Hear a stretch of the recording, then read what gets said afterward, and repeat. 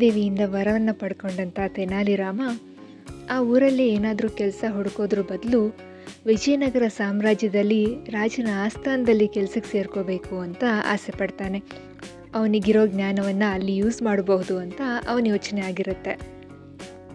ಅದೇ ಸಮಯಕ್ಕೆ ಅವನ ಅದೃಷ್ಟ ಅನ್ನೋ ರೀತಿ ಆ ಊರಿನ ಹತ್ರ ರಾಜಗುರುಗಳಾದ ತಾತಾಚಾರ್ಯರು ಬರ್ತಾರೆ. ಬಂದಾಗ ಇವನು ಓಡ್ ಹೋಗಿ ಅವರಲ್ಲಿ ವಿನಂತಿ ಮಾಡ್ಕೊಳ್ತಾನೆ. ನಾನು ವಿಜಯನಗರ ಸಾಮ್ರಾಜ್ಯದಲ್ಲಿ ಕೆಲಸ ಮಾಡಬೇಕು ಅಂತ ಅಂದ್ಕೊಂಡಿದ್ದೀನಿ ಅಂತ ಕೇಳ್ತಾನೆ. ಆಗ ತಾತಾಚಾರ್ಯರು ಕೇಳ್ತಾರೆ, ನಿನ್ನಲ್ಲಂತಹ ಪ್ರತಿಭೆ ಏನಿದೆ ಅಂತ. ಆಗ ತೆನಾಲಿರಾಮ ತಾನು ಬರ್ತಿರುವಂತಹ ಬರಹಗಳು, ಕವಿತೆಗಳು ಎಲ್ಲವನ್ನ ಅವ್ರ ಮುಂದೆ ಇಡ್ತಾನೆ. ಅದನ್ನು ಓದ್ಬಿಟ್ಟು ತಾತಾಚಾರ್ಯರು ತುಂಬ ಸಂತೋಷ ಪಡ್ತಾರೆ. ಆಗ ತಾತಾಚಾರ್ಯರು ಹೇಳ್ತಾರೆ, ನೋಡಪ್ಪ, ವಿಜಯನಗರದಲ್ಲಿ ನನ್ನ ಮನೆ ಇದೆ. ನೀನು ಈ ಊರನ್ನು ಬಿಟ್ಟು ಅಲ್ಲಿಗೆ ಬಂದು ನನ್ನನ್ನೊಮ್ಮೆ ಕಾಣು ಅಂತ ಹೇಳ್ತಾರೆ. ನಾನು ನಿನಗೆ ವಿಜಯನಗರ ಸಾಮ್ರಾಜ್ಯದ ಆಸ್ಥಾನದಲ್ಲಿ ಕೆಲಸ ಕೊಡಿಸೋವಂಥ ವ್ಯವಸ್ಥೆ ಮಾಡ್ತೀನಿ. ನಿನಗಿರೋ ಜ್ಞಾನಕ್ಕೆ ನೀನಿರೋ ಸ್ಥಳ ಇದಲ್ಲ ಅಂತ ಎಲ್ಲ ಹೇಳಿ ಹೋಗ್ತಾರೆ. ತೆನಾಲಿರಾಮಂಗೆ ತುಂಬಾ ಖುಷಿಯಾಗೋಗುತ್ತೆ. ಅವನ ಮನೆಗೆ ಹೋಗಿ ಖುಷಿಯಿಂದ ಈ ವಿಚಾರ ತಿಳಿಸ್ತಾನೆ. ಆಮೇಲೆ ತನ್ನ ಸಂಸಾರ ಸಮೇತ ವಿಜಯನಗರಕ್ಕೆ ತನ್ನ ಮನೇನ ಶಿಫ್ಟ್ ಮಾಡ್ಕೊಬಿಡ್ತಾನೆ. ನಂತರ ತಾತಾಚಾರ್ಯರ ಮನೆಗೆ ಹೋಗಿ ನಿಂತ್ಕೋತಾನೆ. ಅಲ್ಲಿ ಕಾವಲ್ಗಾರರು ಅವನ್ನ ತಡೆದ್ಬಿಡ್ತಾರೆ. ಹೀಗೆಲ್ಲ ಯಾರ್ಯಾರೋ ಮನೆ ಒಳಗಡೆ ಹೋಗೋ ಆಗಿಲ್ಲ ಅಂತ ಹೇಳ್ತಾರೆ. ಆಗ ಅವನು, ಇಲ್ಲಪ್ಪ, ನಾನು ಈ ರೀತಿ ಒಬ್ಬ ಕವಿ, ನನ್ನನ್ನು ತಾತಾಚಾರ್ಯರೇ ಬರೋದಕ್ಕೆ ಹೇಳಿದ್ದಾರೆ ಅಂತ ಹೇಳ್ತಾನೆ. ಸರಿ ಆಯಿತು, ಕಾವಲ್ಗಾರರು ಒಳಗಡೆ ಬಿಡ್ತಾರೆ. ಅವನ್ನ ನೋಡ್ತಾ ಇದ್ದ ಹಾಗೆ ತಾತಾಚಾರ್ಯರು ಕೋಪ ಮಾಡ್ಕೋತಾರೆ. ಇವನು ಇಷ್ಟೊಂದು ಮುಂದುವರಿತಾನೆ ಅಂತ ನಾನು ಅಂದ್ಕೊಂಡಿರ್ಲಿಲ್ವಲ್ಲ ಅಂತ ಮನಸ್ಸಲ್ಲಿ ಯೋಚನೆ ಮಾಡ್ತಾರೆ.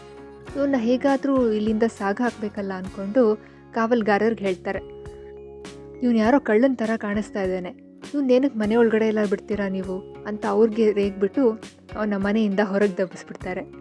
ತೆನಾಲಿರಾಮನ್ಗೆ ತುಂಬಾ ಅವಮಾನ ಆಗೋಗುತ್ತೆ.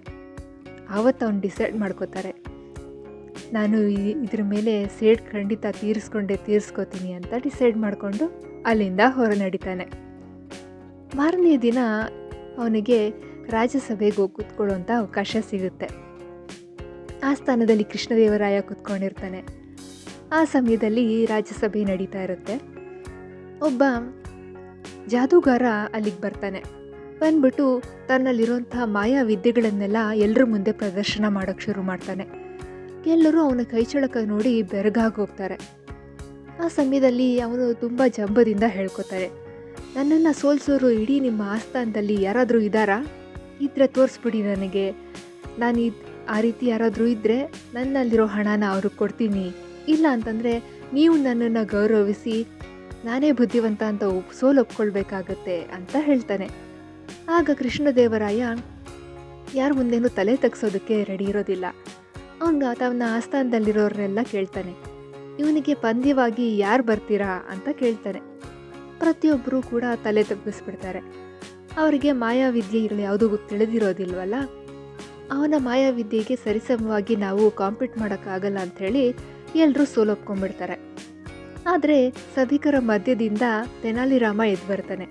ಮಹಾರಾಜರೇ, ನನಗೊಂದು ಅವಕಾಶ ಕೊಡಿ, ನಾನು ಖಂಡಿತ ಇವನ್ನ ಸೋಲಿಸ್ಬಿಡ್ತೀನಿ ಅಂತ ಹೇಳ್ತಾನೆ. ಕೃಷ್ಣದೇವರಾಯ ಯಾರೂ ಸಹ ಈ ಚಾಲೆಂಜ್ನ ಒಪ್ಕೊಳ್ಳೋಕೆ ರೆಡಿ ಇಲ್ಲ, ಇವನು ಯಾರೋ ಒಬ್ಬ ಸಾಮಾನ್ಯ ಮನುಷ್ಯ ಬರ್ತಾ ಇದ್ದಾನಲ್ಲ ಅಂದ್ಕೊಂಡು, ಸರಿ ಒಂದು ಅವಕಾಶ ಕೊಟ್ಟೇ ಬಿಡೋಣ ಅಂಥೇಳಿ ಅವನಿಗೆ ಅವಕಾಶ ಕೊಡ್ತಾನೆ. ತೆನಾಲಿರಾಮ ಮುಂದೆ ಬಂದು ಆ ಜಾದೂಗಾರಂಗೆ ಹೇಳ್ತಾನೆ, ನೋಡಪ್ಪ, ಇಷ್ಟೇ ಪಂದ್ಯ. ನಾನು ಯಾವ ಕೆಲಸನ ಕಣ್ಣು ಮುಚ್ಕೊಂಡು ಮಾಡ್ತೀನೋ ಅದೇ ಕೆಲಸನ ನೀನು ಎಲ್ಲರ ಮುಂದೆ ಕಣ್ಣು ಬಿಟ್ಟು ಮಾಡಬೇಕು ಅಂತ ಹೇಳ್ತಾನೆ. ಜಾದೂಗಾರನಿಗೆ ಇದು ತುಂಬ ಸುಲಭ ಅನಿಸ್ಬಿಡುತ್ತೆ. ಅಯ್ಯೋ, ಇಷ್ಟೊಂದು ಸುಲಭನಾ?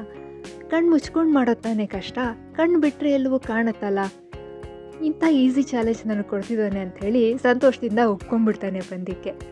ಆಗ ತೆನಾಲಿರಾಮ ಏನು ಮಾಡ್ತಾನೆ, ಅವನ ಡಬ್ಬದ ಪೂರ್ತಿ ಖಾರದ ಪುಡಿ ತರಿಸ್ಕೊಂಡು ತನ್ನೆರಡೂ ಕಣ್ಣುಗಳನ್ನು ಮುಚ್ಚಿ ಅದ್ರ ಮೇಲೆ ಆ ಒಂದು ಡಬ್ಬ ಖಾರದ ಪುಡಿನ ಕಂಪ್ಲೀಟಾಗಿ ಸುರ್ಕೊಂಡ್ಬಿಟ್ಟು ಮತ್ತೆ ನಿಧಾನವಾಗಿ ಕಣ್ಣು ಮೇಲಿರೋದನ್ನೆಲ್ಲ ಒದರ್ಕೊಂಡು ಹಾಗೆ ಕಂಡುಬಿಡ್ತಾನೆ.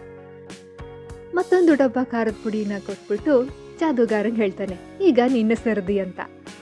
ಜಾದೂಗಾರಂಗೆ ತುಂಬಾ ಹೆದರಿಕೆ ಆಗೋಗುತ್ತೆ. ಈ ರೀತಿ ಕಣ್ಣಿಗೆ ಖಾರದ ಪುಡಿ ಹಾಕೊಂಡ್ರೆ ನನ್ನ ಕಣ್ಣು ಇರುತ್ತಾ ಅಂತಂದ್ಬಿಟ್ಟು ಅವನೇನು ಮಾಡ್ತಾನೆ, ಸೋಲನ್ನು ಒಪ್ಕೊಂಡ್ಬಿಡ್ತಾನೆ. ತೆನಾಲಿ ರಾಮಕೃಷ್ಣನ ಬುದ್ಧಿವಂತಿಕೆಗೆ ಬೆರಗಾಗಿ ಎಲ್ಲರೂ ಕೂಡ ಚಪ್ಪಾಳೆ ತಟ್ಟೋಕ್ಕೆ ಶುರು ಮಾಡ್ತಾರೆ, ತುಂಬ ಸಂತೋಷ ಪಡ್ತಾರೆ. ಆದರೆ ಅವನ ಆಸ್ಥಾನದಲ್ಲಿದ್ದ ಕೆಲವು ವಿದ್ವಾಂಸರು ತೆನಾಲಿರಾಮನ ಮೇಲೆ ಆಗಲೇ ಹೊಟ್ಟೆ ಕಿಚ್ಚು ಪಡೋದಕ್ಕೆ ಶುರು ಮಾಡ್ತಾರೆ. ಆ ಟೈಮಲ್ಲಿ ಮಹಾರಾಜ ಏನು ಮಾಡ್ತಾನೆ, ಅವನನ್ನು ಆಸ್ಥಾನದ ವಿದೂಷಕನಾಗಿ ನೇಮಿಸ್ಕೊಳ್ತಾನೆ. ಅವತ್ತಿಂದ ತೆನಾಲಿರಾಮ ಆಸ್ಥಾನದಲ್ಲಿ ಎಲ್ಲರಿಗೂ ಸಲಹೆಗಳನ್ನು ಕೊಡ್ತಾ, ಎಲ್ರಿಗೂ ತನ್ನ ಬುದ್ಧಿವಂತಿಕೆಯಿಂದ ಒಳ್ಳೆ ಕೆಲಸಗಳನ್ನು ಮಾಡ್ತಾ, ಹಾಗೆ ಎಲ್ಲರನ್ನೂ ಕೂಡ ನಗೆಗಡಲಲ್ಲಿ ತೇಲಿಸ್ತಾ ಸಂತೋಷದಿಂದ ಇರ್ತಾನೆ. ಹಾಗಾಗಿ ಅವನಿಗೆ ತಾತಾಚಾರ್ಯರ ಮೇಲೆ ಸೇಡು ಕೂಡ ತೀರಿಸ್ಕೊಂಡಾಗತ್ತೆ.